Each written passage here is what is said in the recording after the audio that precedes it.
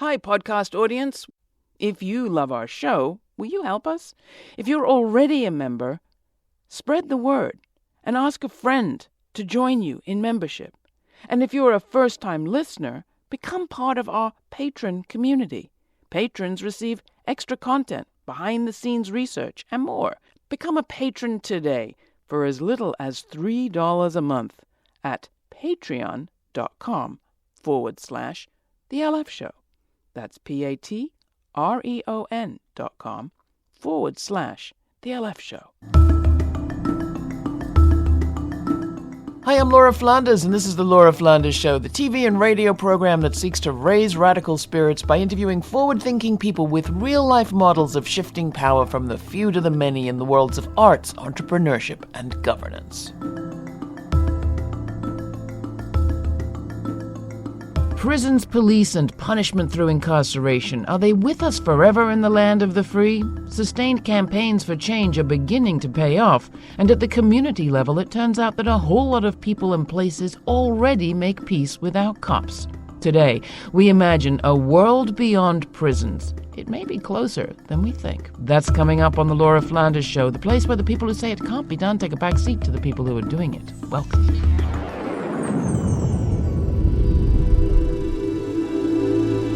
It is sometimes said that we can't be what we cannot see. So, are we able to imagine a world without jails and prisons? We've heard the mind-blowing statistics. The U.S. is the world's leader in incarceration. We've read about the atrocities that continue to take place in prisons and as a result of being imprisoned. There has been some progress, a growing movement to abolish prisons and jails. They call it abolition. But how and where would we even begin to dismantle this enormous so-called prison industrial complex? And what are the real solutions that encompass the needs of the vast and diverse communities that have already been harmed? There is so much to think about as it relates to economies, harm, repair, justice, accountability, that I've asked 3 people in to come and help me think it through. 3 individuals who are doing this work on a daily basis. Community organizer with the Audre Lorde Project and the Answer Coalition, Kerbie Joseph. Writer, activist, and strategist, Kenyon Farrow, who's senior editor of TheBody.com, and Esteban Kelly, who is a co-founder of the movement training cooperative AORTA, based in Philadelphia, and executive director of the U.S. Federation of Worker Cooperatives. Welcome all. Thanks for coming in. Great panel of folks. Enormous question. And there may be people saying, abolition? Can we just talk about reform? So why do we want to think about abolition? What makes it an important thing to think about and work towards? Who wants to start? Kerbie? I think, well, abolition has happened before. In 1865, when slavery was ended, that was an abolitionist act. The problem is that they put a really horrible loophole in the Constitution that wasn't written for us on this panel anyway, that says that in case of incarceration, slavery still exists, right? And when you live in a system that makes that decision to put in a loophole like that, it's not only reform that we have to look towards. It's building our community, but also building it in a way to liberate ourselves from the system in general. You work with some organizations that do Yeah, so I am the Safe Outside the System coordinator at the Audre Lorde Project. Safe Outside the System Project. So literally creating ways that we are safe outside of the system that oppresses us.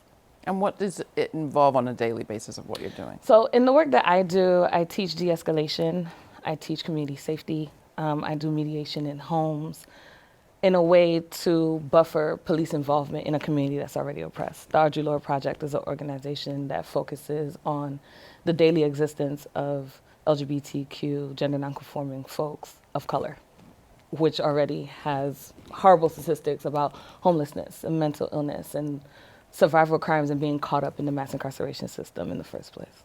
And you, Esteban, how do you think about this question of abolition? And do you spend much time thinking about it in the course of your economic work? One of my co-ops is an organization called AORTA, and we do political education. And so part of that work involves helping institutions, individuals, community leaders understand possibilities, do that envisioning, and even take some of the steps inside of their own work and their own institutions to shift to different and alternative models of justice. And then I've also been doing organizing for over 10 years now with a collective called Philly Stands Up, where we're similarly trying to expand political education and understanding and play in that envisioning and imaginary space of envisioning a world without prisons and doing the mental work and the heart work of what it would take to get there. And a lot of that actually starts with zooming in on a smaller scale, because we can't magnify and amplify all the problems. It's not just a structural issue that prisons are an institution. It actually is a question of relationship, of even conceptually, what do we see as harm and what do we see as our response to addressing harm or trauma, let alone recovering from it. And what do we do with the humanity of the people, which turns out is everybody, who has caused harm? Not that it's all proportionally the same harm or as grave, but we all have been perpetrators of harm in one way or another. And so starting to actually shift and recenter is a point of departure for looking at this work in a really applied way. And then beyond the political education work, a lot of what we did in Philly Stands Up is worked very directly on a volunteer basis around sexual assault situations.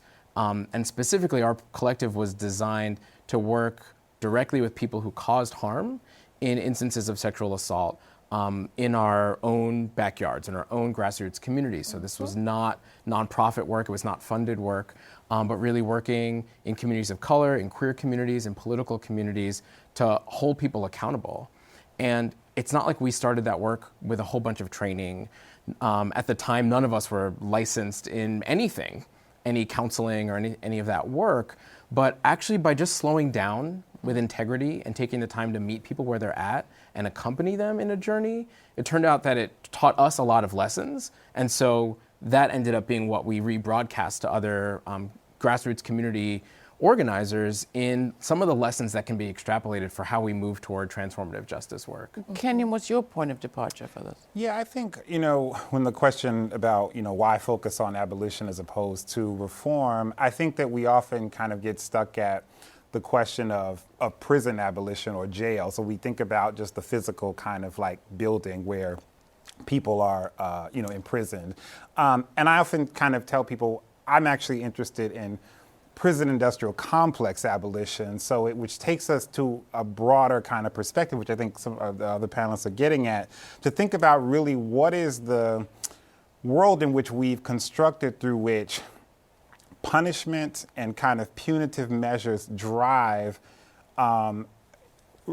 daily life in so many ways. So I think about not just about what happens to the person who, gets arrested and goes through that system. But I also think about, the people who, for which, get suspended in public schools, right, or who get expelled in schools. I think about when public benefits like food stamps or other welfare benefits get taken away for a drug offense or having to do mandatory drug testing for those things. I think when I think about, a world without, prisons, I'm also thinking about a world through which we don't resort to kind of punishment and punitive measures for either things that we have constructed as crime, quote unquote, or things that, but really are about, some division around sort of harms that are real and some things that are completely kind of constructed and imagined as harm by the state. You worked for a long time with Queers for Economic Justice, among other groups. Who were you working with, and how did you see this play out in that community? Sure. So I was the former executive director of Queers for Economic Justice, as you know. And I think the way we saw it, doing that work with kind of poor and low income folks, mostly in the New York City shelter system, and then with other queer and transgender folks who were, needed public benefits, were sort of the two pillars of our local organizing work. And one of the ways in which Queers for Economic Justice got started was because of the kind of impacts on particularly queer women after the Welfare Reform Act of the mid-90s and the Clinton administration. So people started to see in New York City more queer women entering the New York City shelter system. So these are kind of folks who were mostly queer folks who were, working in the nonprofit, system or social services. And they were seeing all these women come into the shelter system because of the provisions in the Welfare Reform Act that, demanded that a sort of, father had to be named on a birth certificate in order for the family to get benefits. And so if you had queer women who were in relationships together and who were raising children, oftentimes the sort of non-biological parent would be afraid once the case manager came to the house that the kids were going to be taken away if it was discovered that the father wasn't there or that there wasn't. And so they just would go into the shelter system so that the family could keep the benefits. And so that to me is the prison industrial complex, right, at work in a way that is not just about the prison itself. And so I think for us as an organization, when QEJ was still around, was really thinking about, how do we think about the ways in which the social safety net system kind of perpetuates forms of harm and depriving people of things that they need, through very sort of punitive measures. So you're talking about the queer communities, largely queer people of color, but not exclusively. I think of two things. One, which is we are in an era where we're also surfacing concern and attention to the brutality that this community also experiences in the incarceration system, but also out of it.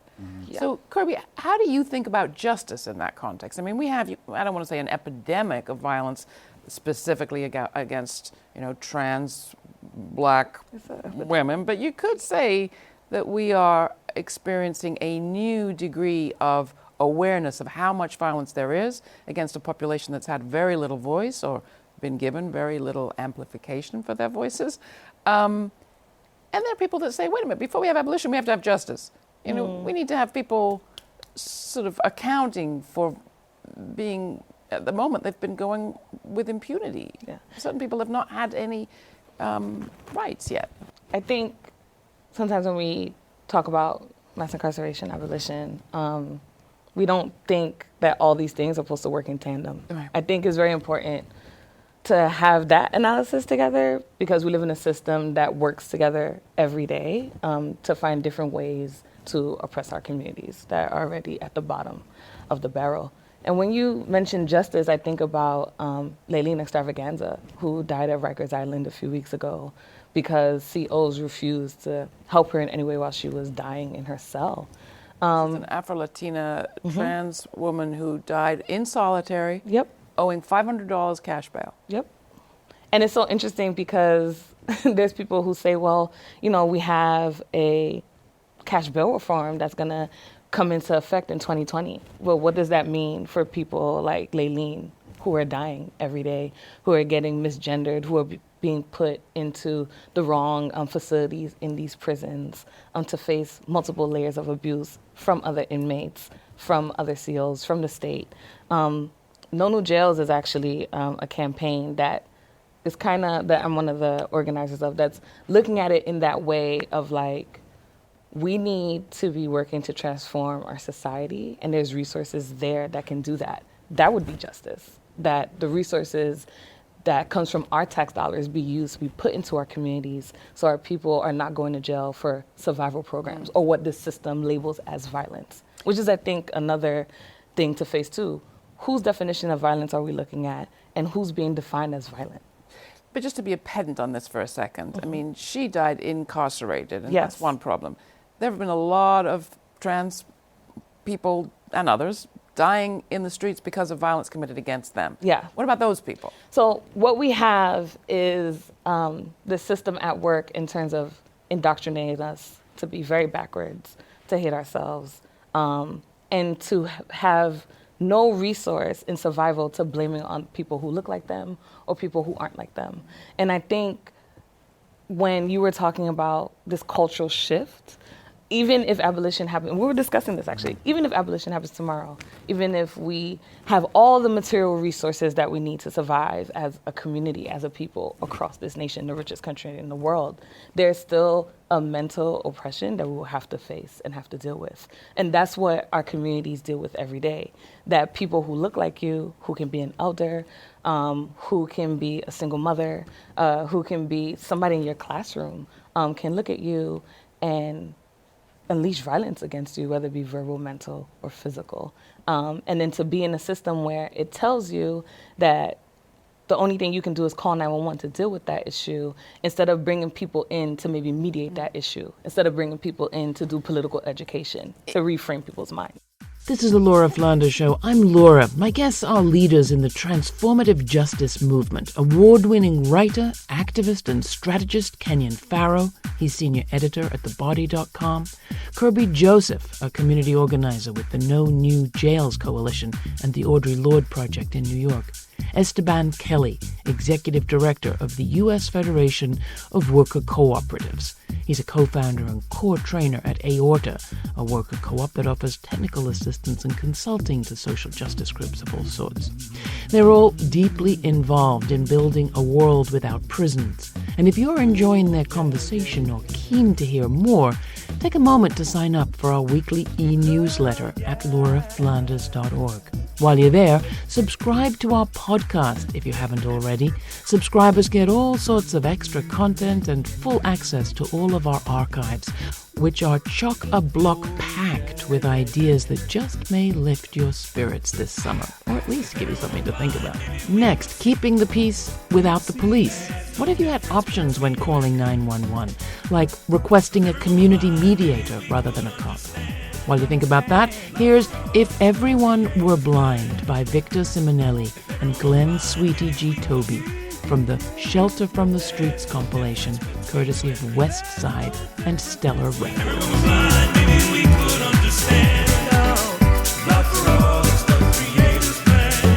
It's a shame to think of life without eyes, but there's a reason I'm asking you to try.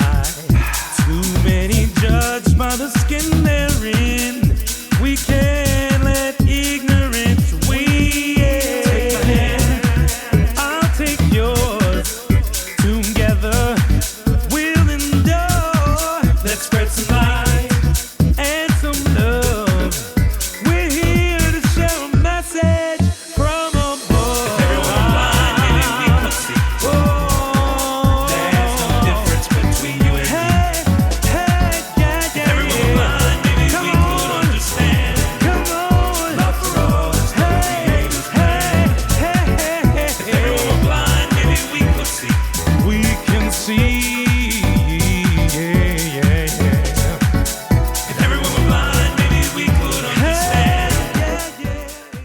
In addition to the punitive, we also have the separate and distance. How are you dealing with that? Because what you're talking about, Esteban, in your example, you're saying, okay, we have the harmed and the harmer, and everyone actually probably has been harmed.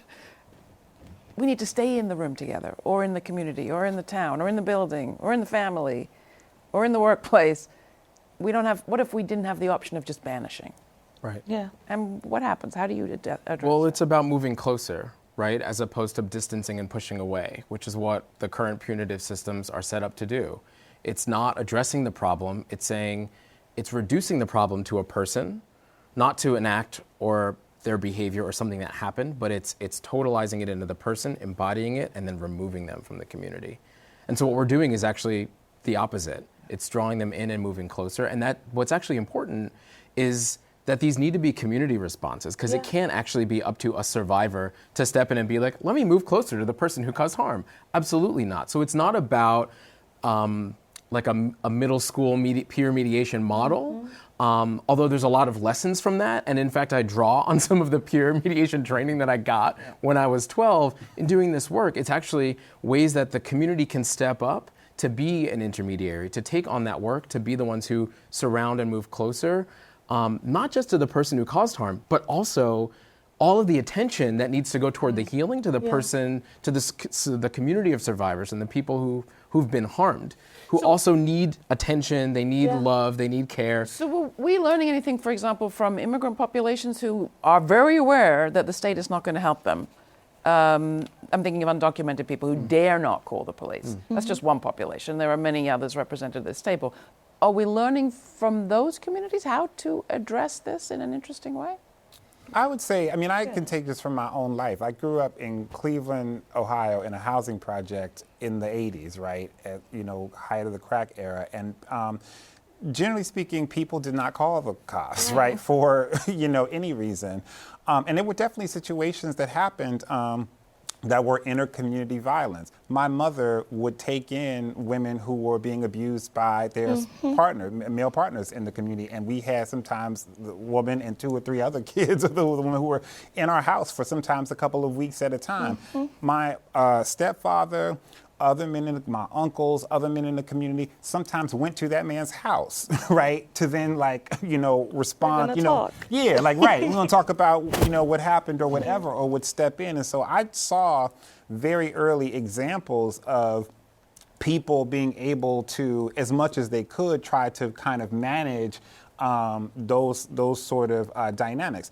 I also think, I would say too, just part of the kind of mass incarceration itself and that system helped perpetuate the kind of isolation that people feel in communities. So when you've started to kind of arrest so many people and you create such levels of instability, so then people in communities don't know each other anymore, in ways that they did. So then the response to call the police seems like a logical response because those communities themselves have been so fractured by the actual mass incarceration itself. So maybe that goes back to your original point, which was we've had these solutions before and we had them for a long time. Before it was called transformative justice, it was the Black Panthers doing it. Before the Panthers were doing it, it was the Nape people that the New York City land is completely built on. Like, these are very old strategies that have been used before police were able to walk the beat for fugitive slave acts. People were finding ways to live together collectively and deal with the hard situations and not dispose of community members, but look at people as human beings, whereas this system doesn't. It doesn't look at us as human beings at all. We're numbers that can be funneled in and out. This speaks to the conditions in which we are all operating, living, finding ourselves. And it seems that on this question, the conditions are kind of changing. And one example I look at recently is the Queens DA race, district attorney race here in New York, where out queer, self-described socialist ran on what she herself called a decarceral platform. Here she is, Tiffany Caban, running for DA in Queens. We are running on a bold, not just progressive, decarceral platform. This is about healing. This is about safety. And most of all, this means that if someone does end up in our criminal justice system, that when they get out, they have the tools and that they are not put in a position where they feel like they have to get forced back in again. And we are challenging entrenched political interests. And we knew it would be a hard fight. But we have the community on our side. We have community members who not only want, but are ready to demand real reform here in Queens. Ready to demand a district attorney's office that works for them. Community members who believe that we don't have to sacrifice public safety for equity. Community members who aren't going to buy into the old school fear-mongering of our Black and brown communities that only serve the status quo. And over the past 6 months, we have built the most beautiful, the most powerful, the most diverse coalition of hardworking folks that a borough-wide race has ever seen. So that is what happened in a Queensborough DA race. At the primary level, Tiffany Caban looks set to be the next DA. She was endorsed by 2 people running for president, plus the New York Times. I mean, this isn't the revolution, but it is speaking to changed conditions.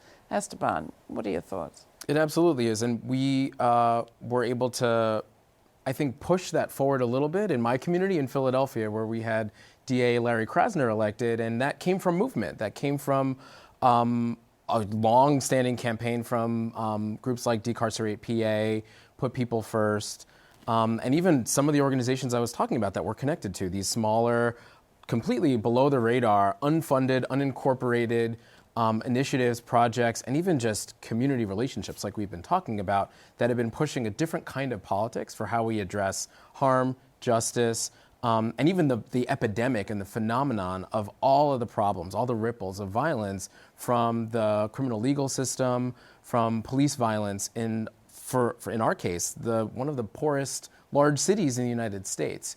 So that coalition of coming together, because this was a multiracial coalition, this work doesn't move forward otherwise, of bringing together straight people, LGBTQ people, Black and brown people along and in lockstep with progressive white folks, doing this organizing and understanding that in order for our communities to be sustainable, we got to all come together and push forward and center a completely different kind of politics. And it does happen at that primary level of like, who are the candidates who are running, and vetting and finding a candidate in the kind of profile that Larry Krasner put forward. I mean, it was someone who had been defending our communities for decades and decades, and to actually say, this is the person that we want in this type of role, was instructive. And then we started to see different versions of that happen all around the country. So I'm definitely inspired by what's happening. I should say Tiffany had the support, and you saw it in the clip there from Congresswoman Alexandra Ocasio-Cortez.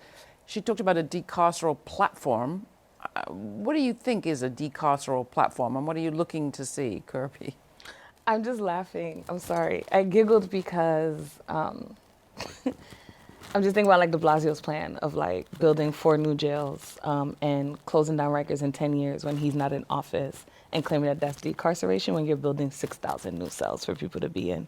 I think it's very important that she has a platform to bring up some of the things that we've been organizing for a very long time. But I think on a very micro level, that the work that I know I focus on is literally building with community members piece by piece to actually teach them what abolition is, what decarceration can be, and what plans politicians who are in our favor are actually putting into order. There are people in our community who don't know who this person is, right? There are people in our community who don't know what we're talking about because of language, because of being so hit by repression that they can't even think straight to have a conversation, even though their lives are political, their existence is a political existence.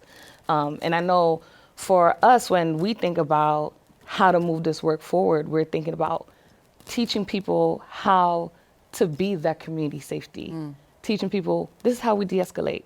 Part of the campaign, the Safe Neighborhood campaign that our program runs, is literally teaching businesses de-escalation if something happens in their stores, or teaching shelters de-escalation when something happens with their youth, or teaching schools how to de-escalate instead of calling the police that's already in the hallway to come in and arrest youth, as a way so police don't interfere to arrest any more people. Kenyon, we often ask people on this show, what's the story the future will tell of this moment?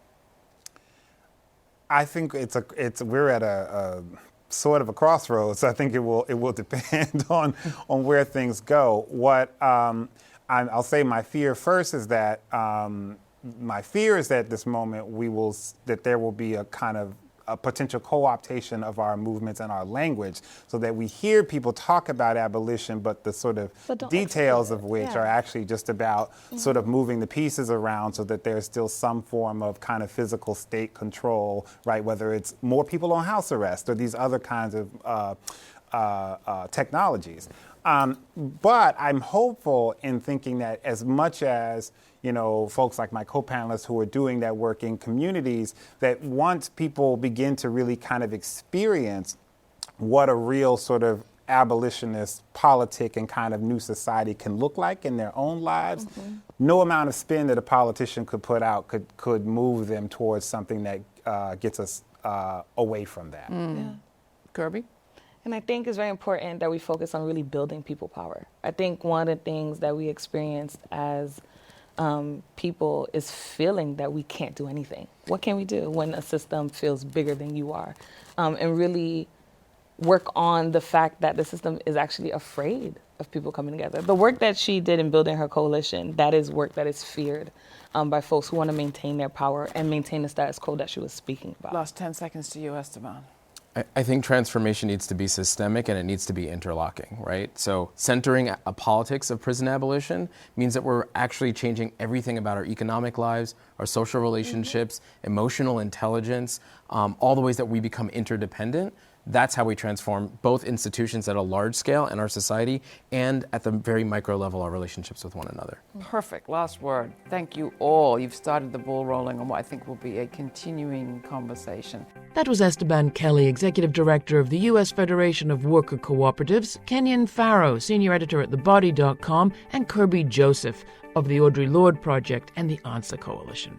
A quick note, on August 6th, Tiffany Caban, whose voice you heard earlier in the program, conceded defeat in the Queen's District Attorney's race after a month-long fight and a recount gave her opponent, Melanie Katz, a 55-vote lead.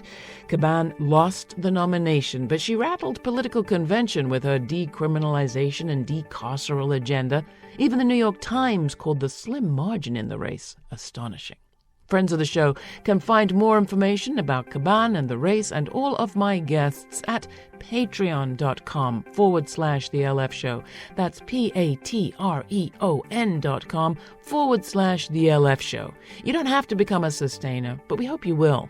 Sustaining members keep this program coming free to everyone and are focused on content, not currying favor with advertisers. So, are you with us? Join us at patreon.com/The LF Show. And thank you. This show is produced by yours truly, Laura Flanders, with Monica Mohapatra, Charlotte Carpenter, Nat Needham, Natasha Gaspar, Jeannie Hopper, Joanna Pinto, and Dominic Marcella.